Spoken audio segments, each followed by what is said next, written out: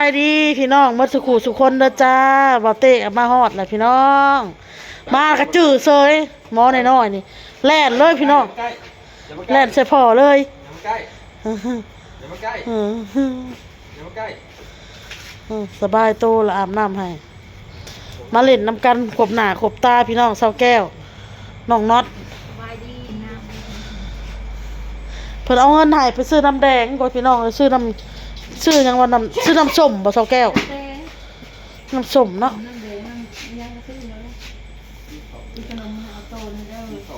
จะมามือคอนมือเดิมสุดเดียวครับสบายดีนะลูก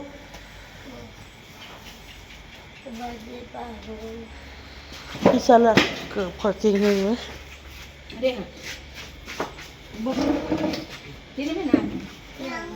เอาเกิบออกมาให้แม่นะลูกสีดำนะเราเห็นตัวนี้ไปเลยพี่น้องนี่อยู่นี่อยู่กองโต๊ะ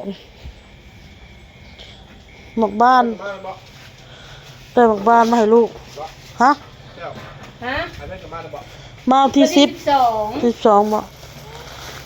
ลาบปลาเจอลาบดิบสาวแก้วเอามาให้ลาบดิบแกงปลาหนังใส่น้ำมันส้มขอจะกินอ้อมหวายอ้อมนะคะเพราะเห็นนี่อ้อมวายนี่อ้อมวายสาวแก้วอ้อมวายแม่จะบอกนี่อ้อมวายผมกิน3อย่างซื้อมาเบิดเรือแต่ลาบปลากับ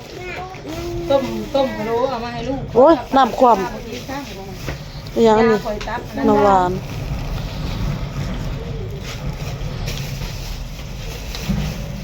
จามเอ็นกินนู้นนี่จามเอ็นสิเจ้าซิมกินู้นนแล้วนะเขากินเข่ามาอิ่มเลย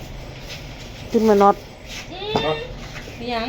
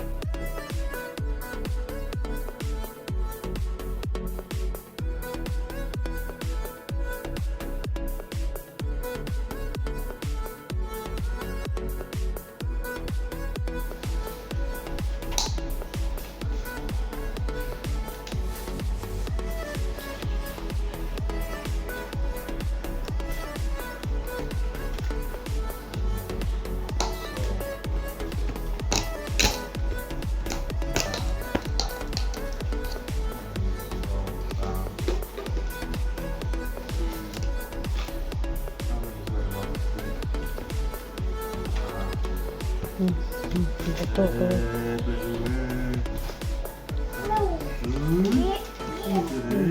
คือเก่าคือผมกินเอากินที่แล้วเขาบอกเลยบอกรู้โต๊ะ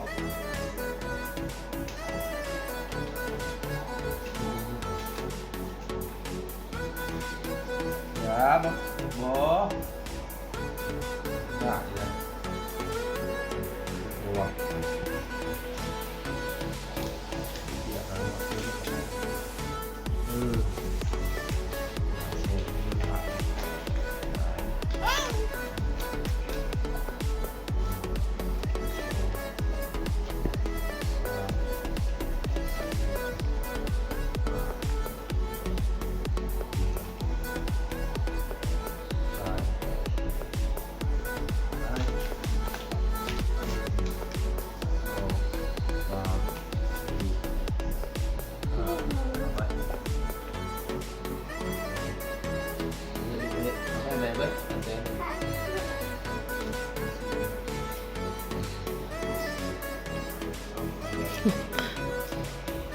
สรุปก็ได้500,000 ที่แบบที่เราคือลงเด็ก เอามาให้แม่มาให้แม่มาให้แม่มาขอบใจเด้อขอบใจเด้อเบิ่งพี่น้องเบิ่งหน่อไม้พี่น้องเอ้ยคนมันจะขุดพี่น้องเลยมันจะขุดแกงเพราะมันมี2หน่อนี่พี่น้องนี่อยู่นี่หน่อหนึง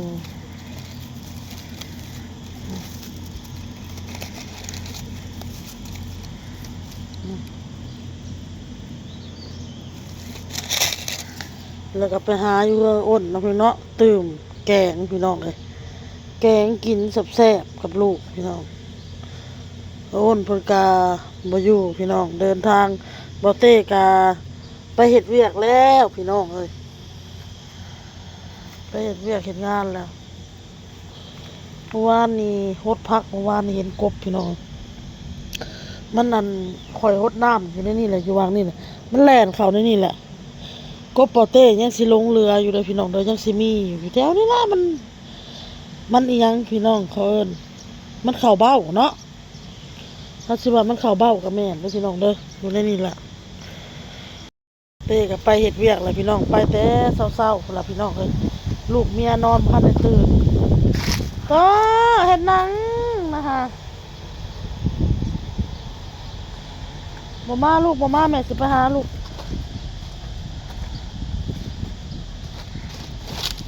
บ่มาเบิ่งหูนี่สิแม่นหูงูหรือหูกบพี่น้องเอ้ยอ้นอยากขุดเจ้าว่าสิมีกบซ่อนอยู่บ่จักขุดเข้าไปเนาะพี่น้องเนาะมันเป็นหูกระปูนะไปแล้วพี่น้องเอาเงินมาให้เมียและกาไปพี่น้องเอ้ยไปเวียกลูกเมียยังบ่ได้ตื่นมาบ่เห็นเราแล้วบ่เต้ถ้าเอาโตตื่นบัดนี้ตื่นมาแล้วมันแหย่ตาแหย่ดังแหย่ปากแหย่หยังพี่น้องเอ้ยอย่ามากวนนะว่ะอ้นว่ะ ที่แหย่อย่ามาซ้อนะจากนอนนี่ว่ะหัวน่ะพี่น้องเพิ่นว่าเฮาอันหยอกกับเพิ่นบาดนี้ถ้าออโต้ก็ได้หัวแอ๊กแล้วก็อ้นก็เลยตื่นซะเบิ่งหน่อไม้ก้อนนี่ก็หดน้ำอยู่ของพี่น้องครับแต่บ่มีหน่อยังบ่ป่งพี่น้องเบิ่งก่อนสิส่วนซอกแก้วแกงหน่อไม้พี่น้องเพิ่งเบิ่งก่อนตอนมื้อนี้สิส่วนเพิ่นไปแย่ไข่หมูแดงหักบ่เห็นรถเลยพี่น้องเลยสงสัยบ่อยู่จักเราสิไปใส่มีแต่เพิ่นมาลมกับอ้นเมื่อคืนนี่มาลมเพิ่นมาปรึกษาเพิ่นเว้าหันอันที่ผู้ใหญ่ใจดีเพิ่นซื้อผ่านอ้นเลยพี่น้องผ่านอ้นเนาะพี่น้องเนาะเพิ่นก็ว่าสิเฮ็ดคลิปอยู่เพิ่นสิมาเฮ็ดคลิปกับอ้นนี่แหละสิเว้าพี่น้องเนาะเว้าเพราะว่าผู้ใหญ่ใจดีสิซื้อที่เพิ่นน่ะเพิ่นก็บ่ได้ติดต่ออิหยังมาแล้วนะเฮาก็บ่ฮู้ติดต่อหาเพิ่นว่าซี่นะพี่น้อง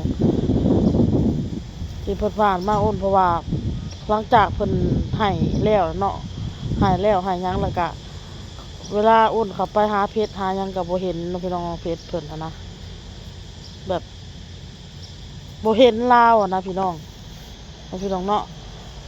เราอยากให้อ้นน่ะติดต่อไปแบบเราอยากขายที่ผู้ใหญ่ใจดีซื้อให้หั่นเด้อพี่น้องเด้อพังให้เข้าใจเด้อพี่น้องเด้อให้จบพี่น้องเพิ่นว่าเว้าเมื่อคืนนี้เพิ่นว่าหากแต่ว่าเพิ่นยังสิเฮ็ดคลิปออกมาเว้าอยู่เพิ่นสิเฮ็ดคลิปอ้นนี่แหละสิเว้าในคลิปอ้นน้องพี่น้องเนาะเพิ่นเว้าค่ะเดี๋ยวอันให้มันอนาคตพี่น้องให้ได้ขายให้อนาคตเนาะอันตามที่เราเว้าเมื่อคืนนี่เพิ่นน่ะสิขายอยู่ตรงนั้นแล้วเพิ่นสิไปซื้อบ่อนใหม่เด้อพี่น้องเด้ออ้นก็เลยว่าแล้วแต่เจ้ามันเป็นดินเจ้าแล้วเจ้าสิขายหรือเจ้าเสร็จได้ก็แล้วแต่อ้นว่านี่แหละข่อยก็บ่มีอันสิทธิ์หยังหาว่าข่อยก็ว่าในนี่นะพี่น้องอ้นก็ได้